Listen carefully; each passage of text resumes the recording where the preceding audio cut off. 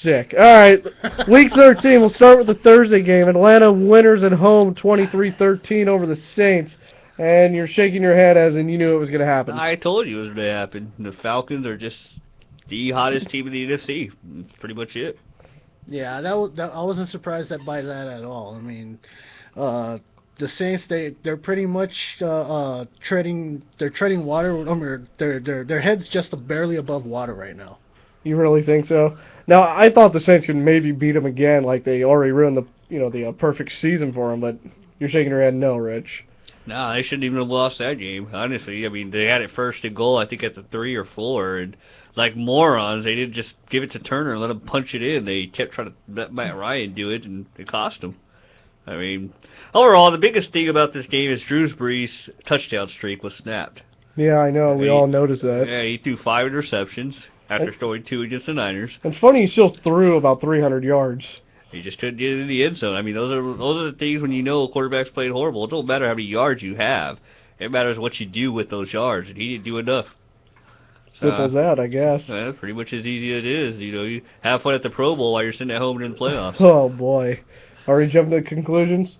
You don't see the Saints in the playoffs, do you? None of you? I didn't see. I actually saw maybe a hope for them when they were making their little run, but after the Niners and Falcon lost, they have to hope. And I guess I'll jump on that boat as well. All right, next game. Buffalo winners at home, 34-18 over the Jacksonville Jaguars. Where's Tyler Lodi with Chad Henne talk? Chad Henne looks really good. He actually does look good. He's better than, what? Blaine Gabbert. I mean, there's a difference from Chad Henne. He had to play. He knows what it's like to play the NFC title game. I mean, Blaine Gabbert. I mean, who's he ever had to work with? I don't know. I just don't believe. I don't think Jacksonville did what they could have done for Blaine at all to actually make him a better rookie. And so I think that's what's really. He's going to be a David Carr, everybody else first round pick who just never had a good team. Yeah, I agree. I think he's going to be another Charlie Batch. He's gonna be one of those quarterbacks that's gonna be decent, but he's not gonna have a team around him. I don't think he'll be like Jamarcus Russell's status. No, he will. He'll be better. I don't know if he's gonna be better than Carr, because I don't know if he's gonna get another shot like Carr did. You know what? If he could turn into what was the guy's name that took the Giants to the Super? Kerry Collins. He could probably turn into a Kerry Collins, but he won't be as bad as Leaf and Russell. Maybe an Alex Smith. You know, I mean, that's what I see in Blaine Gabbert. I mean, he just doesn't have the tools and the coaching in Jacksonville. And noticing, the last couple of years in the NFL, they're pretty much like QB hungry.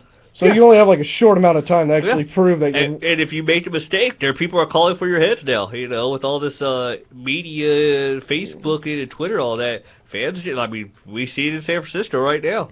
So let's just give him one more year. I mean, if he can't turn around, say, next year, I think he's done. Pretty much. Maybe sign Tebow. I don't know. Maybe half the year he's done next year. All right, Seattle winners in OT 23-17 against the Chicago Bears. Yeah, is this kind of a shock? It was. I thought the Bears would be able to do something, but obviously Seattle got lucky, and it is what it is. Yeah. Yeah, I mean, that's exactly what happened. Seattle got lucky in that game. I mean, the Bears, they really haven't been the same after losing to the Niners. No, their defense has not been as powerful. Yeah, I've got to notice that. How many points have they given up since then? Like, average of 20-something? They gave a 31 to the Niners. And then did they beat somebody last week? I can't remember. Didn't they play Minnesota? Yeah, they beat Minnesota. Wow, Minnesota. They beat Minnesota. And then they lose to Seattle. Obviously, the Bears are coming down their downtime. They're coming down. People are either figuring them out. Now Urlacher's out 3 games. That may have something to do with it, too. But, I mean, the Bears had a rally to just a force overtime. And then they just gave up a game-winning drive on the first drive of possession to Seattle. That's not Bears defense. I've noticed it when Kaepernick was in there running all over the place. That's not Bears defense. Team needs help.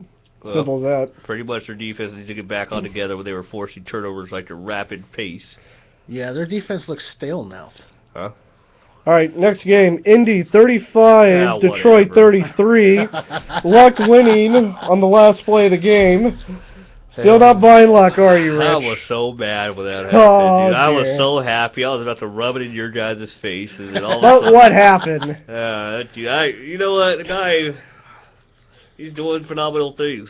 You know, he's obviously, I mean, I don't want to jump on his train yet, but But you will eventually. yeah, most likely I will. The guy is just, he's doing phenomenal things as a rookie. But, what I will say again, is he's on a team that went to the Super Bowl 2 years ago. So in a way, I mean, everybody's sitting here saying, oh, they went 2-14 last year. They went 2-14 because they didn't have a quarterback. They didn't have a quarterback who was accurate. They didn't have a quarterback who could throw. They didn't have a quarterback who couldn't do anything. So when you take that out, they went 2-14 on their own. And then bad coaching. The coach lost the team. Obviously, that's why he was fired. So I mean, this team is still a decent. This team is still a playoff team put together. If they had Manning, they'd be in the playoffs easily. Yeah. You know. You got to remember, his last name is Luck. Oh God, get So- out of here. That's pretty much been the Colts season. They've gotten lucky when they needed to. Yeah, they're just playing inspired football right now. They all believe in each other. They're doing it for their coach.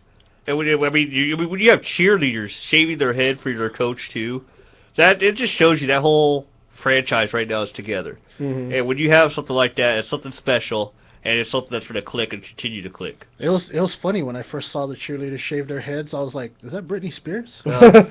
That makes it more special just because the cheerleaders are all this way. I mean, for a woman to cut her hair, Yeah. I mean, they'll do everything but cut her hair. Yeah. You know, so I don't know. It's something really amazing to see. Yeah, it's very inspiring. Green Bay winners at home, 23-14 over the Vikings, and obviously we've seen the Vikings just fall apart. It was only a matter of time.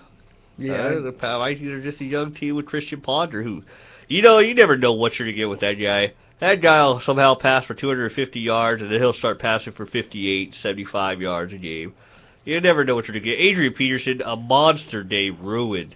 He had a nice 82-yard touchdown run. Yeah, he did. Yeah. I mean, guy almost had 200 yards, and Christian Ponder ruined it for him. Yeah. I mean, everybody, all the other teams figured them out. That's just a simple fact. They figured out Ponder, and you know, if they're able to stop Adrian Peterson, Which they're not. they have a better shot of winning. Well, Adrian Peterson right now, though, he looks like he could be the MVP of the league. I don't know about that. He's going to win the rushing title, which I think is awesome. And somehow Patrick's eating in front of us. And he gave you a good sign, too. Yeah, he gave me a good thumbs up to say I'm number one. I really appreciate it. But, you know, if I jump on Pete's train, I would say, you know, Adrian Peterson's in the top 5 for MVP. But I don't think he'll win it. No, there's too many other people in there that I think are better than that. But he's going to win comeback player of the year. He's going to win rushing title. I don't know. He still hasn't done that much to me in the long run. He's still a great explosive back. Mhm. And it's interesting to watch him. Welcome back, AP. I'm glad to see you're all right. Yeah. You know, maybe the Raiders will look at like, what happened to you, McFadden? Yeah, and it's kind of hard to give him the MVP. I mean, him being on a team that might not even make it to the playoffs. No, they're not. There's just too many other powerful teams that they still have to beat. And overall, they're just too much of a division. Yeah, I think they're 2 days behind the Bears, 2 days behind the Packers. They have no shot at making it to the playoffs. Simple as that.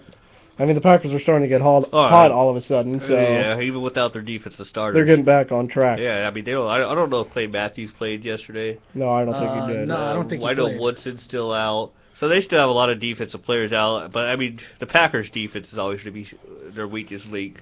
You know, it was last year, and it's again this year. Mhm. And it's just going to matter who could go head-to-head with Aaron Rodgers in the long run. All right, the emotional game of the day, Kansas City 27 over the Panthers 21 after the murder-suicide of Bletcher. You mean the cowardly move by Bletcher? Well, we can't jump into that. I'm calling him a coward. I mean, he killed his baby's mother. I don't know why. I mean, there's never a reason to murder a person unless he's trying to come at your family. And he didn't shoot her. I mean, I don't really even want to talk about it because it just makes me that sick that these guys need that much national attention when they're not even talking about the woman who was murdered in this. Yeah. And that's my problem with it all, is that no one's talking about the lady who was murdered. They're talking about, oh, this guy, he came and he committed suicide in front of his coaches. Congratulations, dude. Why did you, you know... And now that little girl is going to be growing up without a mother and daughter, knowing her dad... I don't know what's going through his mind. I can't make a speculation. I just think it was a cowardly move. Yeah, I mean, anytime you get a murder-suicide like that, I mean, I even felt kind of the same way when Junior Seau did that to himself.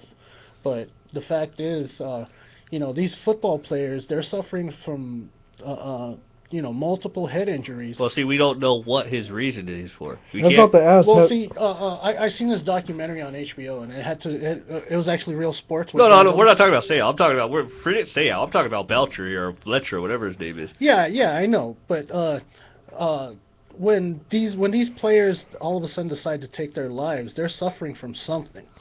They could be suffering from being bipolar or depression from early stages of dementia. It could be either that, but like I said, I mean, Seau's case is something I'll never know. We'll never know because he never left a note. So It's almost like that. see, but I mean, what you're doing right there is you're speculating that he killed himself because of football. We don't know. We know that his finances were in trouble, so his life was all crashing. Yeah. So we don't know. I mean, that could have helped it, Yeah. To me personally, I think it's exactly the same as that professional wrestler that killed himself and his wife. Oh, Chris Benoit. Well, that was roid rage. No, they did an examination of his brain and spinal cord and found that his brain was the equivalent of an 80-year-old. All right. Anyways, going back to the game. Back to the game here. We'll save that conversation for Thursday.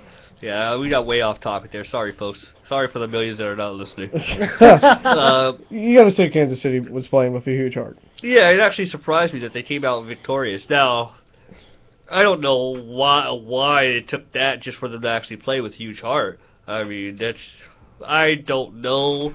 Like I said, this game is overshadowed by a cowardly act, in my opinion, to a point where, they played a good fight. Brady Quinn, But the question is, who do you dedicate this game to?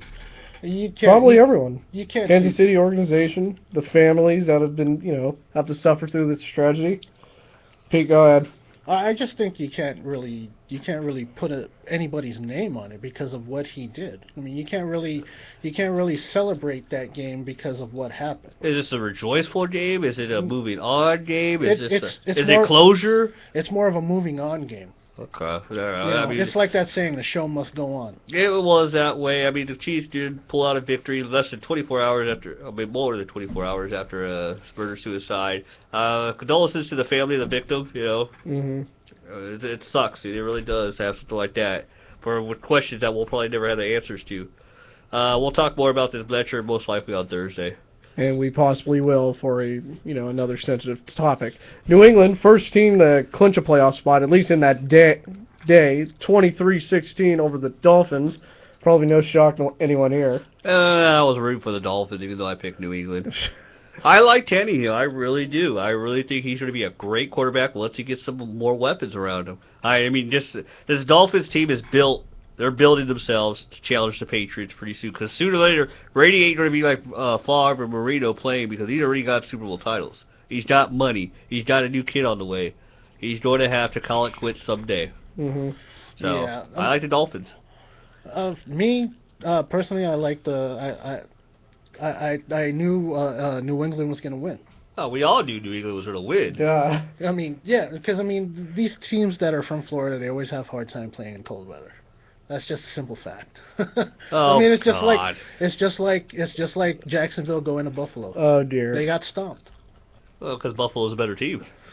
Not just that, but they're playing in cold weather, man. You put a team that's used to the hot weather. Okay, let me ask you this here, okay, genius on that. Didn't we have this topic talked about before? Let me ask you about Atlanta when Michael Vick was there, when they went into Lambeau God. and beat Green Bay for the first team ever to beat Green Bay in the cold weather on Lambeau's field. Okay, we're going off topic again. Anyway. Talk about that another time. All right, so here we go. Here's probably the most boringest game on the schedule. The Jets 7, Arizona 6. Let's make this one quick because there's nothing you can really say other than they finally benched Sanchez. That's what I was about to say. Yeah, it looked like a baseball score, 7-6. Well, the Jets, McElroy, just a victory on that one. And now they're saying he most likely will start. When is Tebow to come? That's the main question. Well, he still has that rib injury, so we don't know. I don't even know if it's a real injury, to be honest. And all of a sudden they're talking about it when he made him suit up. And now they're saying, no, you can't suit up. I don't think he wants him in that game. I could totally see the Jets having a ticker tape parade over that win. I mean, how many wins do they have so far now? Oh, 4, 5. 4. That was like New Year's to them.